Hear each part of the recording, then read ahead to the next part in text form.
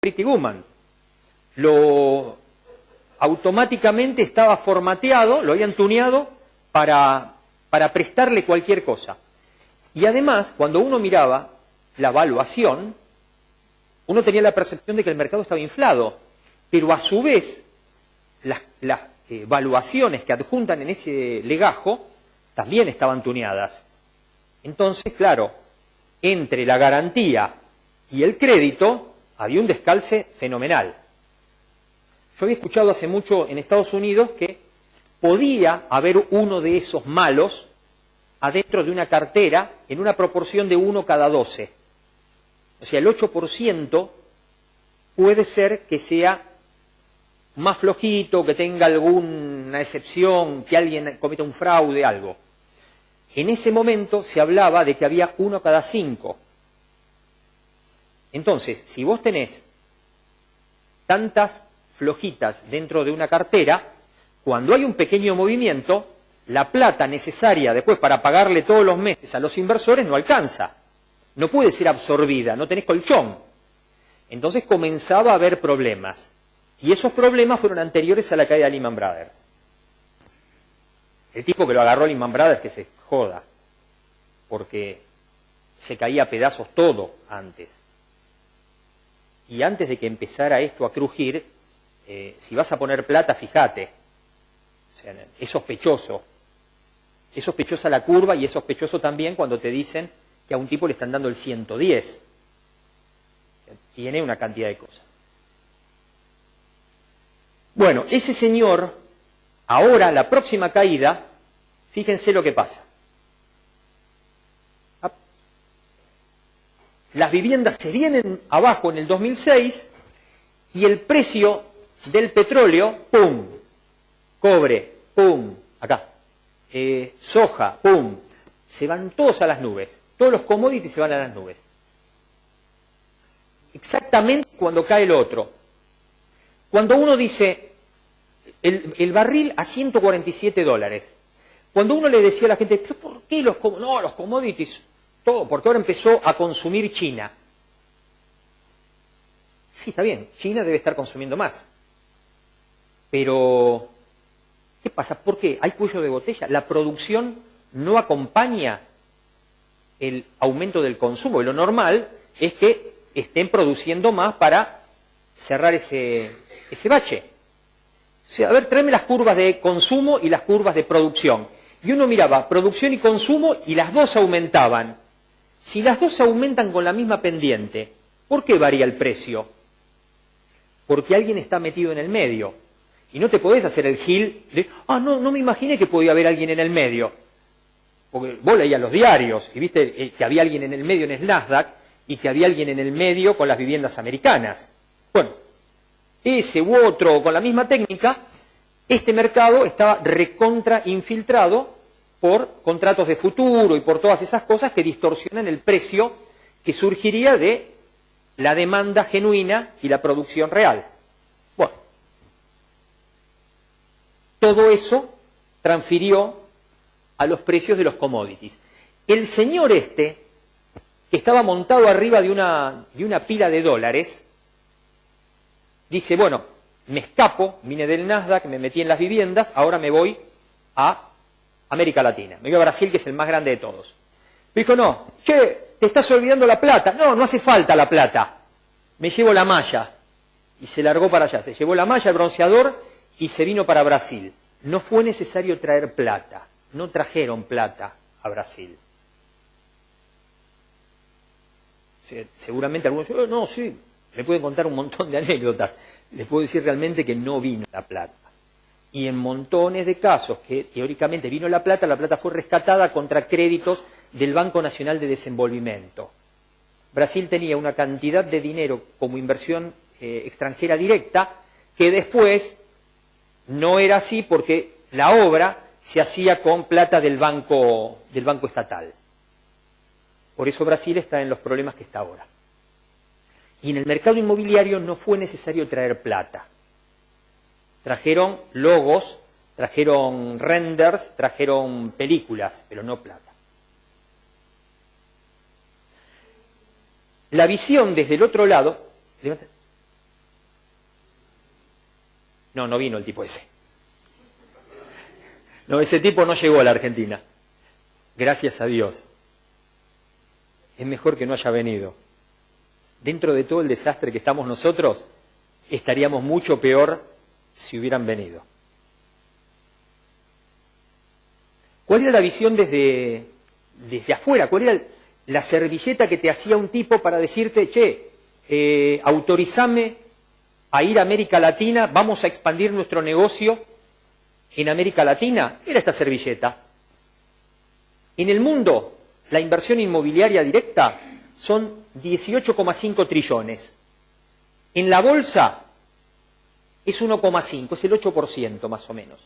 Y lo que está en la bolsa, lo que está estructurado con un Real Estate Investment Trust, que es un vehículo, ya es un derivado de la inversión inmobiliaria, donde uno mete participaciones en shoppings, hipotecas, lo diversifica geográficamente, por producto, por ciclo, por riesgo. Es un derivado. Ese es el gran... Toda esa plata que entró enorme al mercado inmobiliario americano, básicamente entró a esto.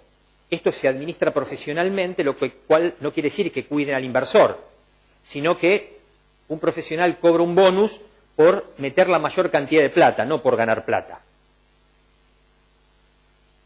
Entonces, cuando uno hace el paralelo con América Latina tenía 0,8 trillones y casi nada metido en la bolsa y nada en REITs. Entonces, claro, simplemente formalizando parte de esto, estamos hablando de un lugar donde es el 9% de la población mundial, entonces listo. Tenemos para hacer una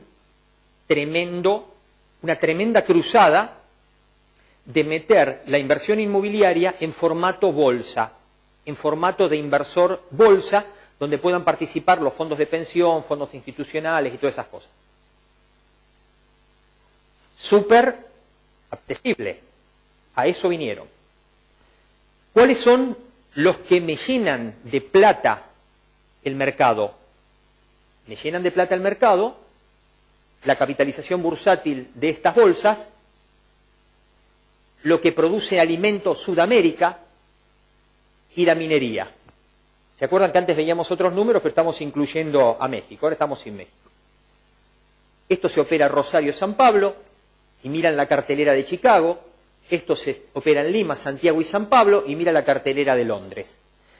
Esta plata está muy distribuida entre las familias que son dueñas de la tierra, o sea que hay una distribución enorme, claro, es Cargill, es Nidera, son todas esas, pero tiene una capilaridad muy grande en las comunidades porque la plata va a los que produjeron esas hojas, a los dueños de los campos. Acá tiene menos capilaridad porque la plata de la minería pasa más al Estado o a empresas prestadoras de servicio, muchas que son extranjeras. El gran distribuidor de plata es este, el más distribuidor en manos de un inversor que podría participar. Bueno, el hombre que vino sin plata, con la valijita a Brasil, lo que hizo, salió a pescar dólares en la bolsa de San Pablo, básicamente, aprovechando, viste, con $1 de carnada y con grandes marcas. Hubo una entrada de grandes jugadores internacionales a Brasil que teóricamente, no, efectivamente, compraban el 50% de compañías brasileñas con mucho poder de fuego, con mucha capacidad de negocio.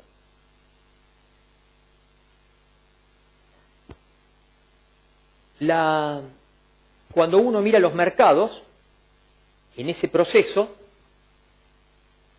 Brasil, mercado de capitales, el más grande, y su economía inmobiliaria adentro de la bolsa.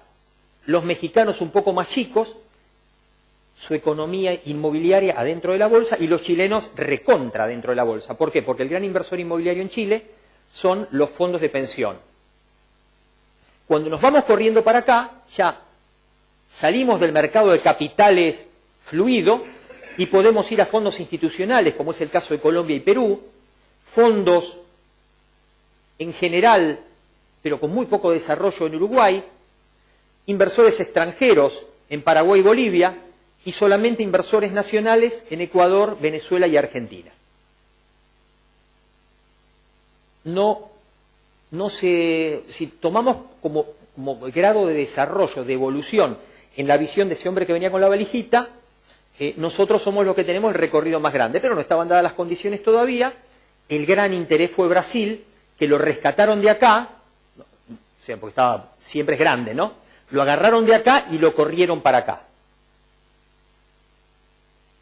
Los mexicanos ya venían acá porque los corrieron en el año 94, con la reestructuración del efecto tequila.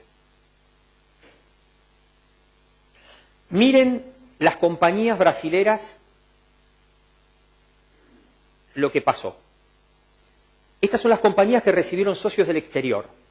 Todas estas fueron las elegidas para salir a bailar, para ir a la fiesta de egresados con los pibes más populares, con el mariscal de campo del equipo de fútbol americano. Esas que salían en la tapa de los diarios y todo, sacaron a bailar, entre otras, a estas compañías. Estas compañías salieron a la bolsa. ¿Se acuerdan la de la cañita a pescar? Salieron a la bolsa y vendieron parte de su capital a inversores institucionales. Plata local. Presentaron planes de negocio. Esto es coincidente con un anuncio del presidente Lula, que era el plan de Niña Vida, Niña Casa, todo ese tema.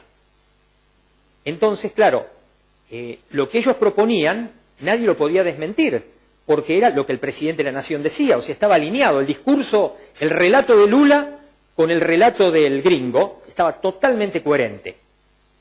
Salieron a la bolsa, fíjense, hubo 50 empresas que salieron a la bolsa en San Pablo, del 2005 en adelante.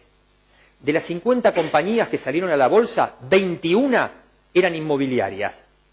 Qué raro, 21 inmobiliarias.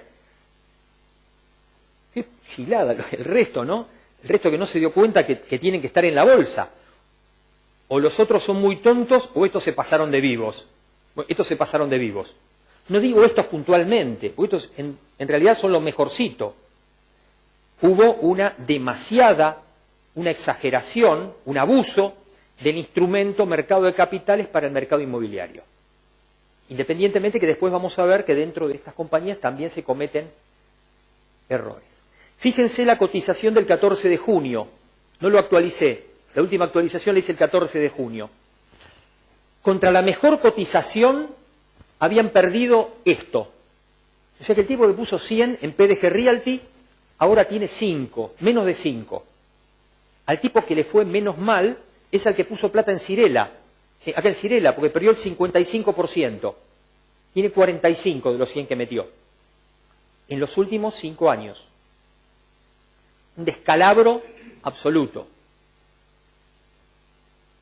Esta compañía era propiedad del hombre. ¿Se acuerdan cuando Cristina salió con los buitres y salió con un papel y había una foto de un tipo? Que decía, y acá como si fuera Paul Singer. Yo llamé a los diarios y dije, no, yo ese tipo lo conozco, ese es Sam Zell, no es Paul Singer. Y salió la desmentida en los diarios, todo. Ese tipo es mucho peor que Paul Singer, si uno se pone a ver, mucho más agresivo, mucho más grande. Es uno de los tipos más brillantes del mundo en términos inmobiliarios. Es ser el inversor inmobiliario número 1 del mundo. Un tipo que antes de que cayera Lehman Brothers vendió un fondo de oficinas en 39.000 millones de dólares, que a la semana valía la mitad. O sea, imagínense lo que es ese tipo. Ese tipo, en octubre del 2010, dijo, era el dueño principal de Gafisa, y dijo, si yo tuviera todos los dólares del mundo, me compraría todos los inmuebles de Brasil. ¿Qué hace si el tipo más brillante del mundo, el inmobiliario más brillante del mundo, te dice que si tuviera todos los dólares del mundo se compraría todo Brasil? ¿Qué haces? Salís a comprar. ¿Qué hizo la semana siguiente él? Vendió. O sea, por eso cuando Cristina tenía esa, yo llamé a los 2 diarios y dije, rectifiquen, ese no es Singer, ese es Sam Zell.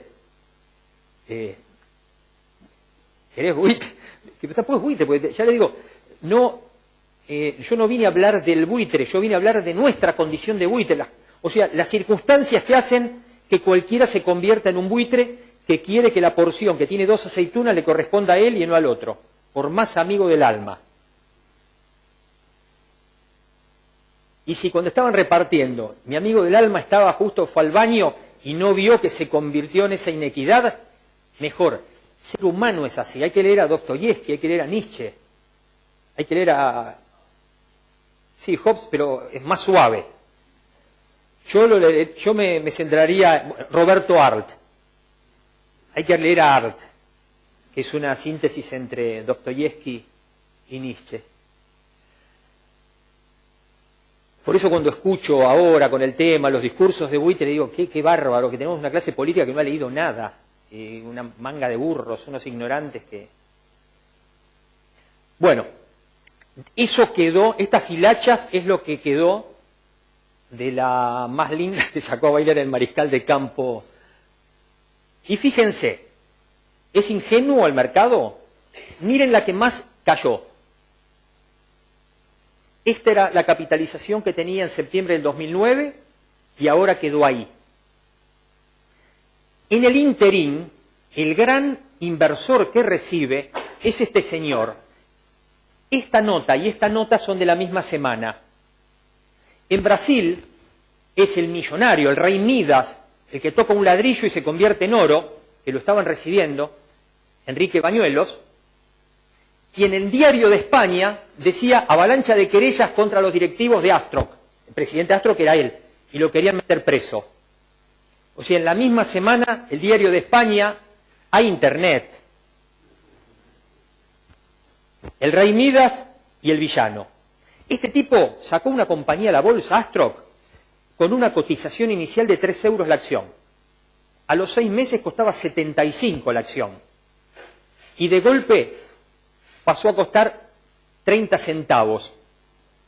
O sea, imagínense, el que puso 3 euros perdió el 90%.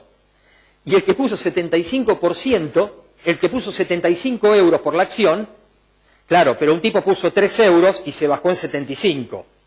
Recomendación, cuando se crucen con este señor y este señor diga cualquier barrabasada, créanle, saquen el buitre que tienen adentro e inviertan. Porque se van a hacer ricos. ¿Por qué? Porque esa barrabasada que uno dice es increíble, la gente la cree. Porque aflora, este tipo hace que el buitre germine adentro de la gente. En este momento, no pongo la otra tapa porque ya es mamarracho si la pusiera. Este señor tiene encantado a todos en España con un proyecto que se llama el Las Vegas Europeo. Es un megaproyecto en Cataluña para hacer el Las Vegas europeo. Los catalanes no son estúpidos, gente muy culta, muy bien, buenos empresarios. Sin embargo, están todos bailando alrededor. ¿Saben que este señor hizo esto? Más vale que lo saben. ¿Saben que se pueden aprovechar de lo que yo les dije recién? Más vale que lo saben. El mundo es injusto. Y los seres humanos somos bastante como lo describe Roberto Arlt. Entonces, el discurso del astrólogo. Creo que el discurso del astrólogo es lo que mejor define a cómo funcionamos, ¿no? La mentira no tiene que ser solamente para que el tipo se la crea, sino para que se entusiasme. Eso es mentir. Y acá el entusiasmo lo está generando ahora con un proyecto en Las Vegas español, en Las Vegas europeo. Miren cómo se hizo pedazos la compañía. Dentro del plan de negocios proponía hacer 4.000 hoteles para el Mundial 2014. No hizo ni uno. Nunca había hecho un hotel en su vida. Nadie en el mundo hizo 4.000 hoteles. El tipo que se cree ese verso está actuando porque su buitre está prevaleciendo sobre su bueno que va a misa los domingos. Así que,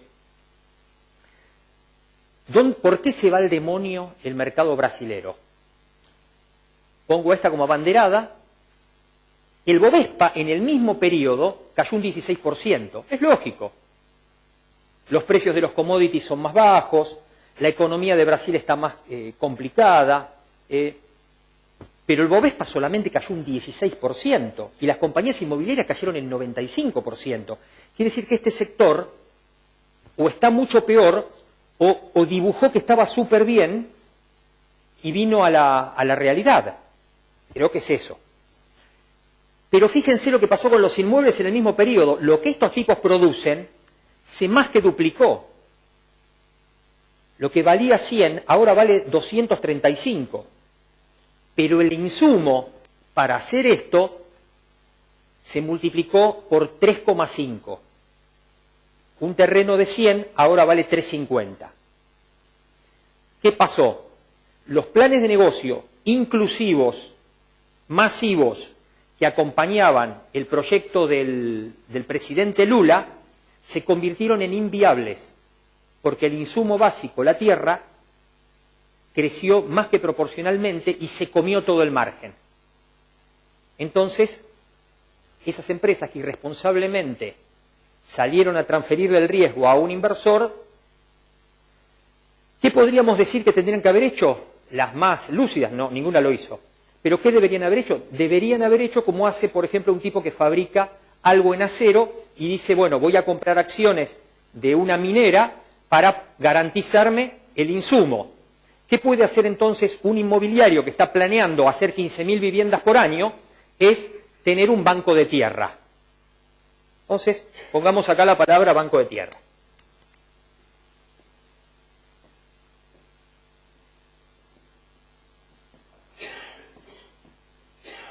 Banco de tierra me permitiría tener garantizado el precio de la tierra y, por lo tanto, mi precio de venta del departamento o lo que sea. En Brasil no se hizo, eran unos planes súper ambiciosos, estaban alineados con el relato del gobierno. Ejecutarlo era pérdida, porque no controlaban eso. Bueno, vamos a ver ahora un ejemplo. Vimos por qué salió mal esto. Vamos a ver cómo te puede ir mal también con banco de tierra. Los mexicanos hicieron también grandes programas de vivienda con empresas muy grandes que buscaban mercado inclusivo. Acuérdense en el cosito, estamos yendo al mercado inclusivo, al de abajo. Estamos tratando de tener el precio más competitivo para que me lo pueda comprar más gente, cada vez más gente, un segmento más bajo, y por otro lado, que la tierra tiene que permitirme ganar plata. Entonces, el valor de la tierra lo tengo que asegurar. Las mexicanas lo que hicieron fue, compraron tierra y para no generar burbuja, compraban tierra en lugares que estaba, o sea, una vaca muy complicada, o sea, que había muy pocos compradores que podían, por la escala, por toda la gestión, porque había que meter infraestructura, había que hacer acuerdos con el gobierno, una cosa muy grande. Bueno, esa cosa muy grande la podían hacer algunas empresas. Geo es la constructora de viviendas más grande del mundo, por ejemplo. Ellas, el banco de tierra, lo generaron como un producto financiero para inversores americanos. Entonces decía, mire, nosotros no queremos burbuja, queremos tomar medidas anti-burbuja, pero claro, no es voluntarismo. Yo digo, no quiero burbuja, y sí, pero tenés que hacer algo, y el hacer algo cuesta mucho dinero, y ese dinero te lo tenía que poner un inversor, y al inversor le tenés que dar un negocio. ¿Cuál fue el negocio? Que el inversor compraba tierra en bruto, recontra bruto, en gran escala, y Geo, en un plazo de tiempo, producía la tierra ya incorporándola a un plan de viviendas, con hipoteca, con todo. Como esta tierra se compraba muy, muy barata, y este precio tenía que ser también barato, no tenía que dispararse. ¿Por qué? Porque si uno sale a comprar tierra en el lugar donde está el desarrollo, Doña Rosa es la que te empieza a subir. Bueno, entonces, la rentabilidad para ese inversor te la definía directamente la empresa, cuidando que no fuera muy alto acá. Entonces era lo mínimo, bueno, el mínimo para que fuera atractivo para el inversor hacía que este valor de tierra fuera muy bajo. O sea, era un antiburbuja muy eficaz. Pero se fue al demonio por otro tema. ¿Por qué se fue al demonio? Porque si bien esto tenía una lógica financiera desde el punto de vista de la infraestructura y la tierra, y no había burbuja, y la tierra vos podías seguir haciendo, el Estado tenía que hacer su parte. El Estado tenía que hacer infraestructura. ¿Por qué? Porque las intervenciones esas estaban generando densidad muy grande en la periferia sobre una infraestructura vial que había que ampliarla. Entonces el gobierno tenía que acompañarte. Y el gobierno no te acompañó tanto. Y cuando vos ves que el gobierno no te acompaña, por más banco de tierra que tenga, es decir, frenemos, vamos a ver cómo lo resolvemos, pero no seguimos haciendo.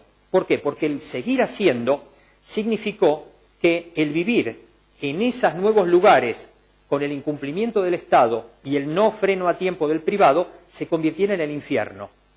A punto que ya no era atractivo para alguien vivir ahí. Ahí vendría bien la que dice Víctor Hugo, que yo coincido con Víctor Hugo cuando dice que la gente prefiere vivir en la villa. ¿Cómo no vas a preferir vivir en la villa con el infierno que es viajar? Para la gente que vive en el Gran Buenos Aires, que tiene el infierno de viajar en el tren Sarmiento, que tal vez te morís, te matás porque es un peligro, mostraban la gente que la matan cuando va desde la casa a la parada del colectivo, toda esa locura, y lo que cuesta el transporte.